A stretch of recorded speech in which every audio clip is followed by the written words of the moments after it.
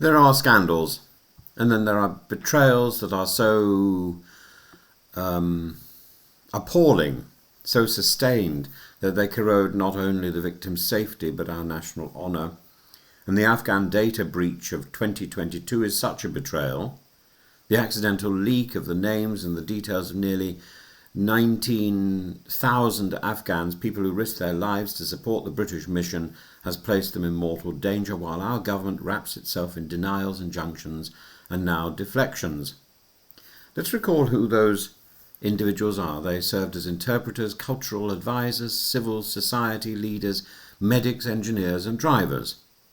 Some were even accompanied British troops into combat zones. In return, they were promised sanctuary, not as charity but as moral recompense for services rendered in good faith. Yet in 2022, an unnamed Ministry of Defence official carelessly emailed a spreadsheet of Afghan applicants to the wrong recipient, and he did this twice. That list made its way into the public domain, later surfacing on Facebook. It contained enough identifying data for the Taliban to trace thousands. A mistake, certainly, but a mistake made by a state that had already shown callous disregard for those people long before the spreadsheet leaked. Instead of swift redress, what followed was cowardice.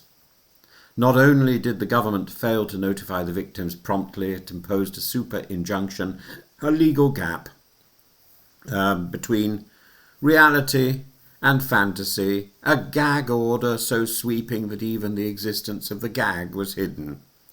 This isn't national security.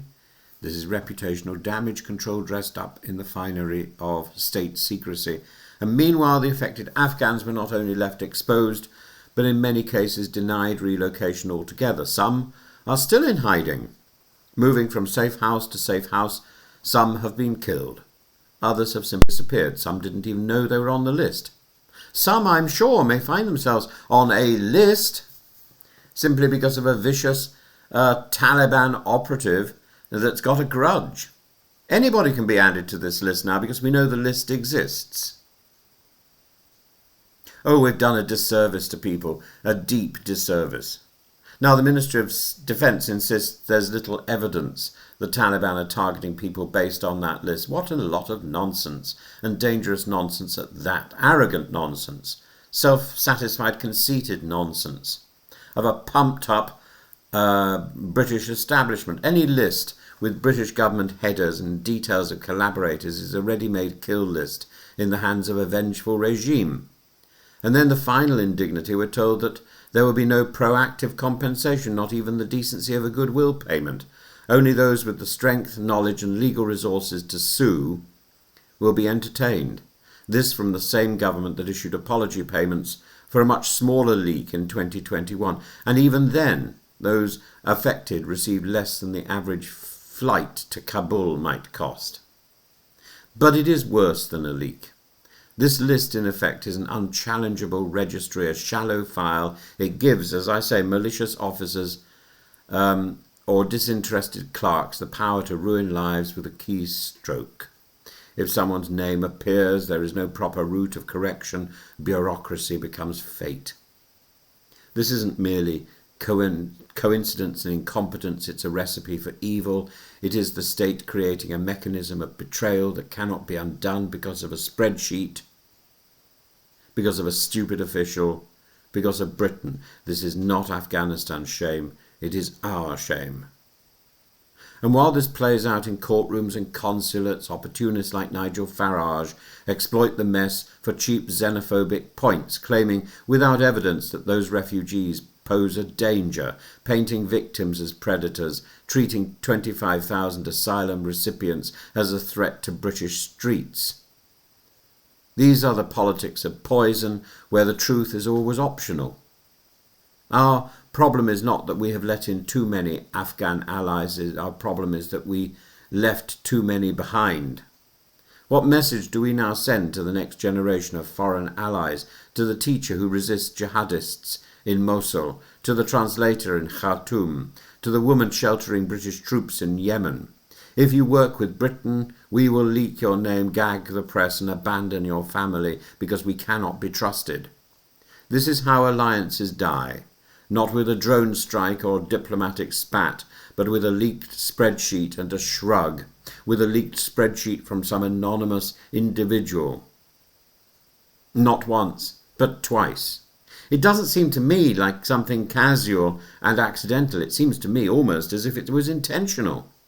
Who was this official? Why don't we know his name? I presume it was a he, as apparently he worked in the Navy. But it may well have been a she. Who knows? I don't know the gender of this person. I don't know the name of this person. But maybe we should. We know the name, or somebody knows the name of all the people, or all the Afghans. Why are we shielding this individual? We must do better. We must honour our word. We must remember that our greatness lies not in the slogans or ministerial efforts or the words scribbled on the rubbish that they recite from podiums, but in the promises we keep to those who stood with us in danger. And if we fail them, if we truly abandon the Afghans, which is exactly the direction we seem to be going, we will not only lose their trust, but also our self-respect. This was a betrayal, and we are the source, and we pontificate, and we stretch our bureaucratic systems to the limit to say, oh, well, maybe we'll let you stay, maybe we won't let you stay. Oh, we're processing. This is under review. Who cares? It's on a list. That's what under review means, on a list, so that all the people you're running away from can see. This was a betrayal. And at least now we have an opportunity to start looking at the remedy. But the remedy isn't going to exist if the Home Office remains so inaccessible, if the Foreign Office remains so incompetent. We need a clear out if the Ministry of Defence continues to shield the person who did this. We need a clear out. We need a new start.